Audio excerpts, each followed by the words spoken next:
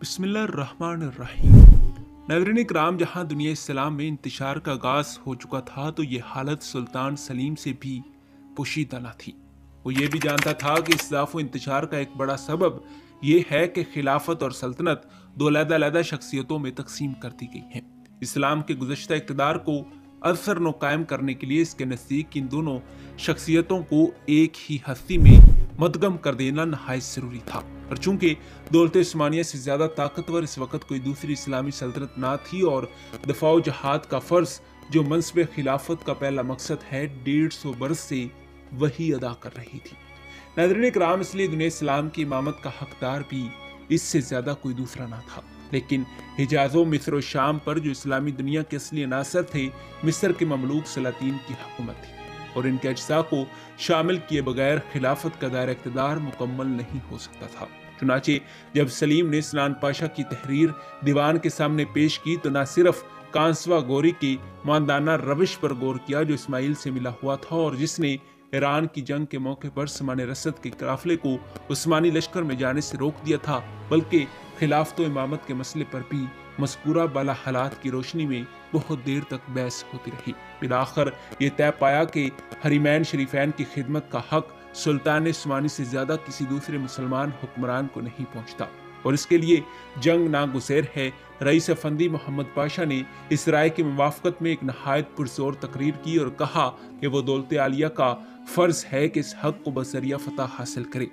नाज़रीन इकराम, सुल्तान सलीम मोहम्मद पाशा की तकरीर से इस कदर खुश हुआ कि इसी वक्त इसको वज़ीर आज़म मुकर्रर कर दिया।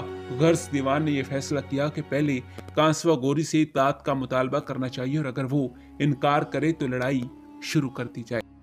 नाज़रीन इकराम, कांसवा गोरी इस वक्त हलम में मुकीम था। सलीम के एलची जब ये पैगाम लेकर इसके पास पहुंचे तो इसने बराफरोख्ता होकर इनको कैद में डाल दिया, लेकिन सलीम लड़ाई का अज़्म पहले ही कर चुका था। एलचियों के रवाना करने के बाद फौरन ही वो खुद भी फौज के साथ कुस्तुनतुनिया से शाम की तरफ रवाना हो गया। जब उस्मानी लश्कर शाम की सरहद में दाखिल हुआ तो कांसवा गोरी को अपनी गलती की अहमियत मालूम हुई। इसने सलीम के एलचियों को फौरन रहा कर दिया और सुलह की गुफ्तगू शुरू की, मगर सलीम सुलह के लिए कुस्तुनतुनिया से नहीं रवाना हुआ था। 25 रजब 922 हिजरी मुताबिक 24 अगस्त 1516 ईस्वी को हलब के करीब मरजो अबक के मैदान में पहला मार्का पेश आया जिसने शाम की किस्मत का फैसला कर दिया।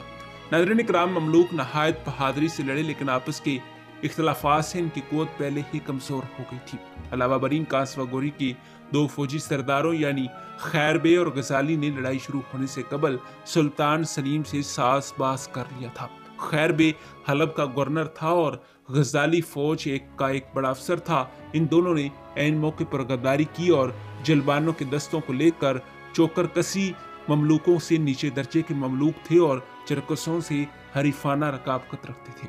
नाज़रीन इकराम, मैदान जंग से भाग गए। कांसवा गोरी के पास तोपें ना थी। उस्मानी तोपों की गोलाबारी ने मिस्री फौज को, जिसकी कुव्वत खैर बे और गजाली की गद्दारी से टूट चुकी थी, ज्यादा देर तक मैदान जंग में ठहरने न दिया। नाज़रीन इकराम, सिर्फ 1 घंटे के अंदर लड़ाई खत्म हो गई। बूढ़ा सुल्तान कांसवा गोरी भी ये देख कर कि मुकाबला बेसूद है भागा, लेकिन शायद अपने ही सिपाहियों की भीड़ में दब कर मारा गया। नाज़रीन इकराम, सुल्तान सलीम फातेह की हैसियत से अलम में दाखिल हुआ। खैर बे ने शहर की कुंजियां पेश की। बशिंदगाने शहर ने हाजिर होकर वफादारी का हलफ लिया। मुफ्ती हलान मक्की लिखते हैं कि हलब के बशिंदे अपने उलमा और सलाह के साथ सरों पर कुरान रखे हुए सुल्तान के इस्तकबाल को आए, फतह की तहनीयत पेश की और रहमो दरगुजर के दरख्वास्तगार हुए। सलीम इन सब से मेहरबानी के साथ पेश आया। फिर जब वो जामे मस्जिद में गया तो इनके नाम का खुतबा पढ़ा गया। पहले सलातीन मिस्र के अलकाब में खादमे हरीमैन शरीफैन का लक़ब शामिल किया गया था, लेकिन हलब की फतह के बाद जामे मस्जिद का खतीब जब खुतबा देने खड़ा हुआ तो सुल्तान सलीम खान के नाम के साथ इस लक़ब का इजाफा किया। नाज़रीन इकराम, सलीम ने इससे आइंदा कामयाबी की बिशारत ख्याल किया और इस कदर खुश हुआ कि जो हुला पहने हुए था उतार कर इसी वक्त खतीब को दे दिया। जी हाँ नाज़रीन इकराम, यही हमारी आज की वीडियो का मौजू था। उम्मीद है कि आपको वीडियो पसंद आई होगी। मिलते हैं इसी मौजू की अगली किस्त के साथ, तब तक दीजिए इजाज़त। खुदा हाफिज़।